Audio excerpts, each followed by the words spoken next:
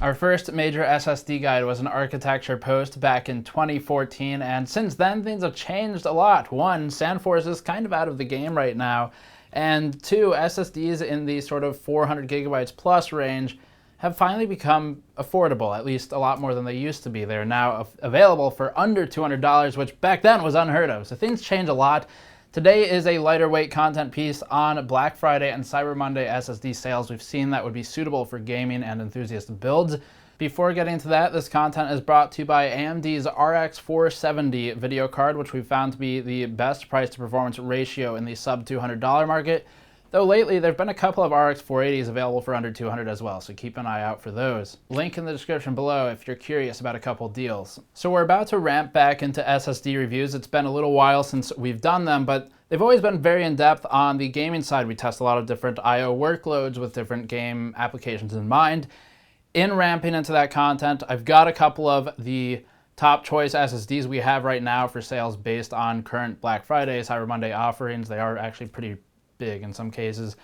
A couple things to remember, with SSD purchases, it's a lot more than just speed. So that's the number everyone kind of gravitates toward because it's an easy number. It looks large and impressive, and it's kind of like with cars and horsepower, whatever. There's a lot more to it than that.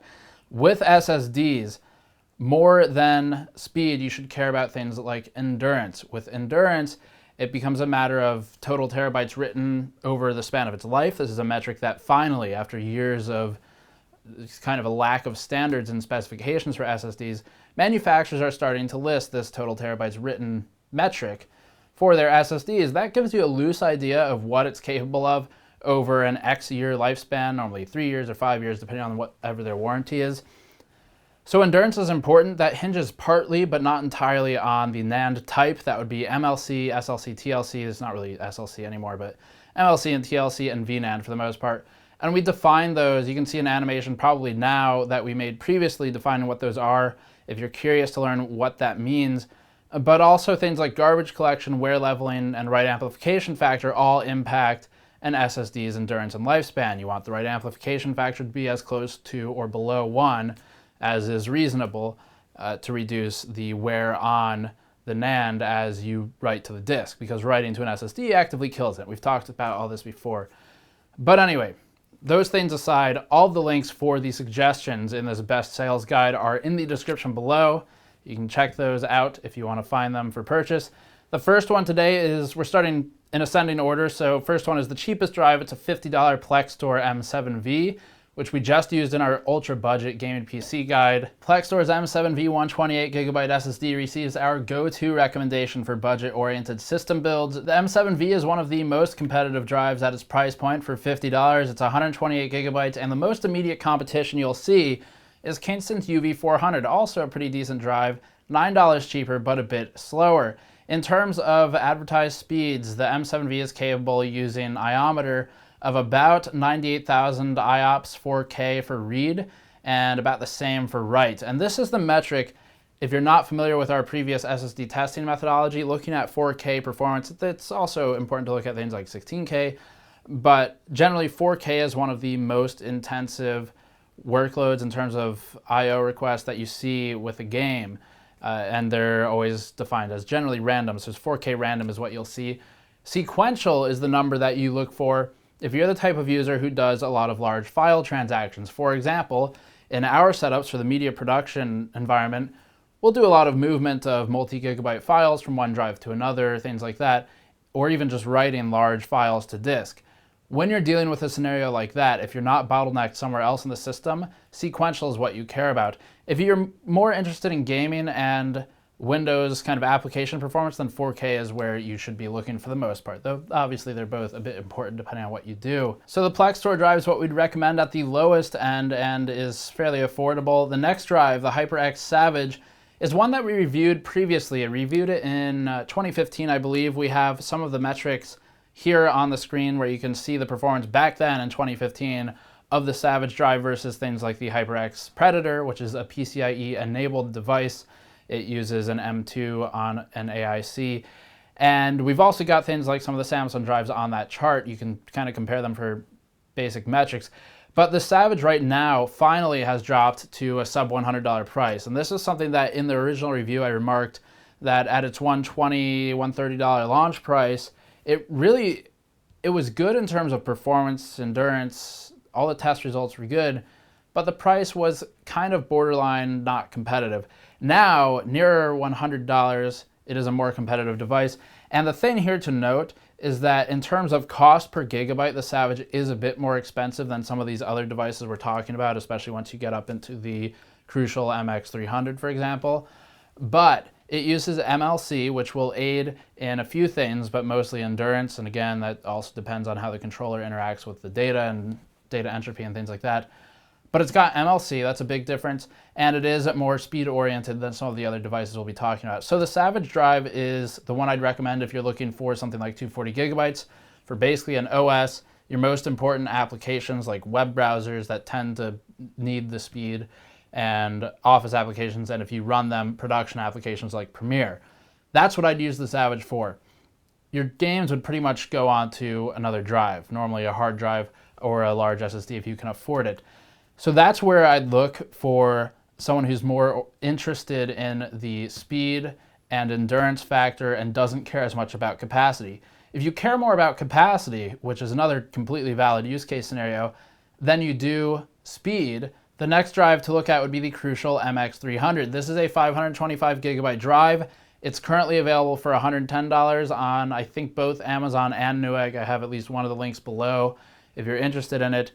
I'm not sure if that sale will last all the way through Cyber Monday, but it's there now. So 525 gigabytes at $110 is probably the best price to gigabyte ratio that we have on this list.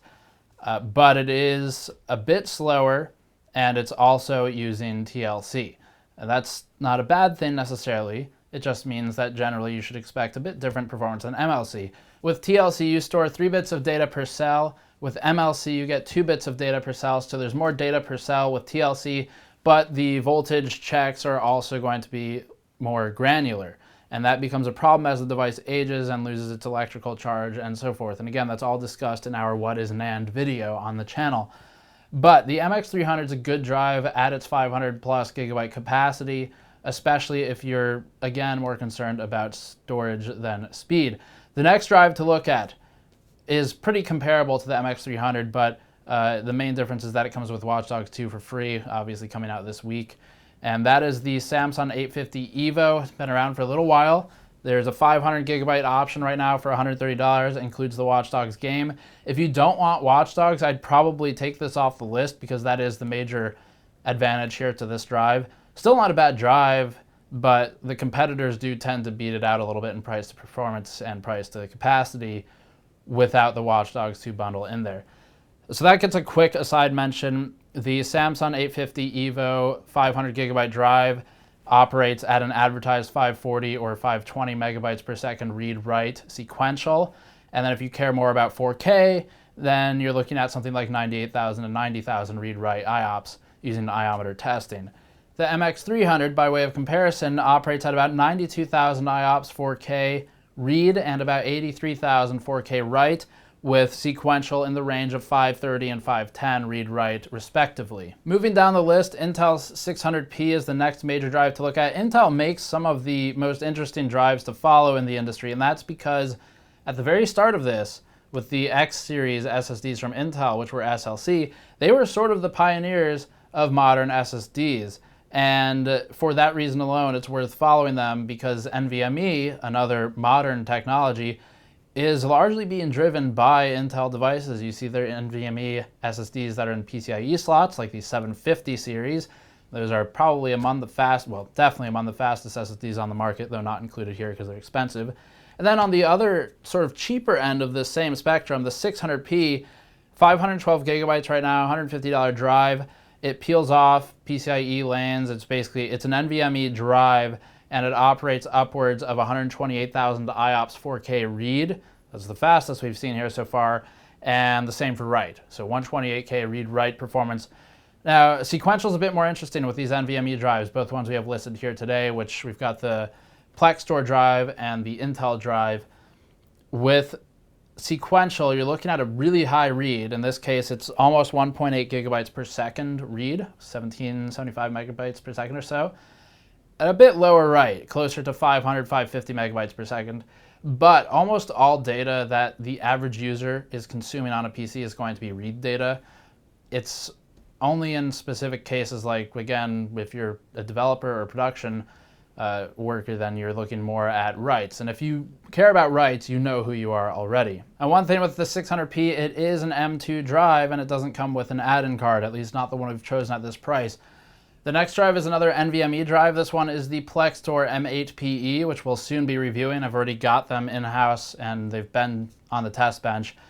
But that drive, currently $220 for the M8 PE, 512 gigabytes.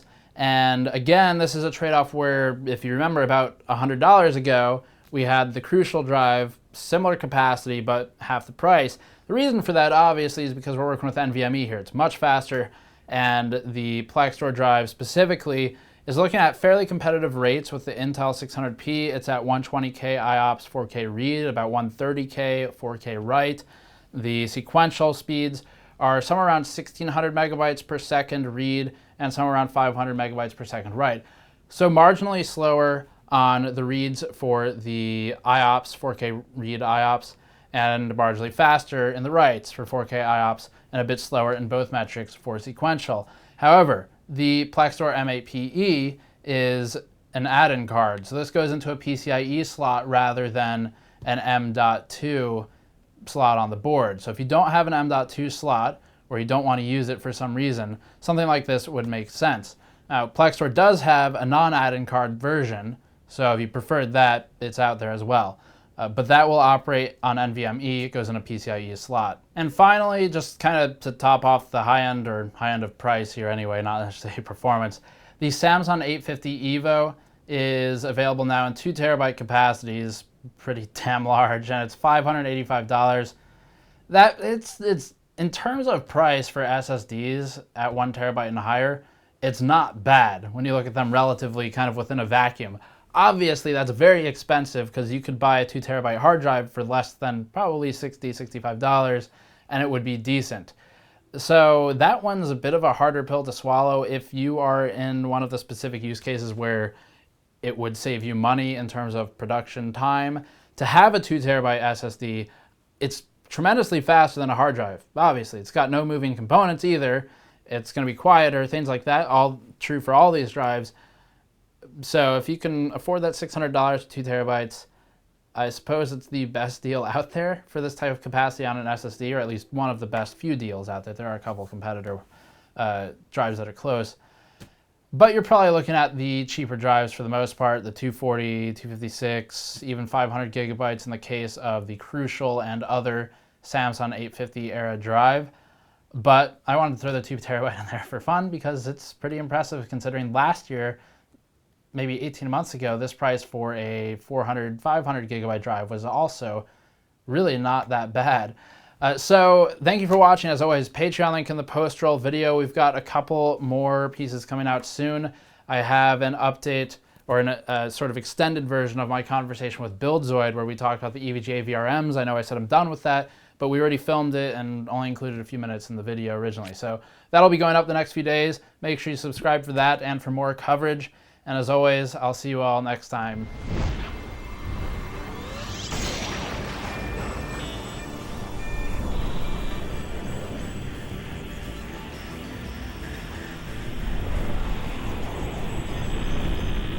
Our first major SSD piece was back in 2014.